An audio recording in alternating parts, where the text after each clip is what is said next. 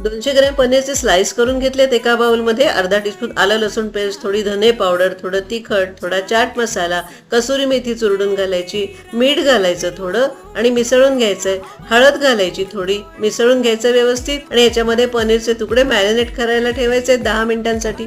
आणि आता एका मोठ्या बोलमध्ये 1 वाटी बेसन, 2 टीस्पून तांदूळ पिठी, थोडी हळद, थोडं हिंग आणि अर्धा टीस्पून तिखट, 1 बारीक चिरलेली मिरची, थोडा ओवा चुरडून, कोथिंबीर घालायची, मीठ घालायचं, थोडं मिसळून घ्यायचं व्यवस्थित. आणि आता थोडं थोडं पाणी घालत बॅटर बनवायचं आहे. 10 मिनिटांसाठी ठेवायचं. 10 मिनिटांनी पाव टीस्पून बेकिंग पावडर घालून 2 मिनिट घोटून घ्यायचंय. आता बॅटर, पनीर आणि गरम तेल आहे. बॅटर मध्ये पनीरचे तुकडे नीट बुडवायचे आणि गरम तेलामध्ये तळून घ्यायचे. दोन्ही बाजूनी व्यवस्थित तळून घ्यायचे आणि काढायचे.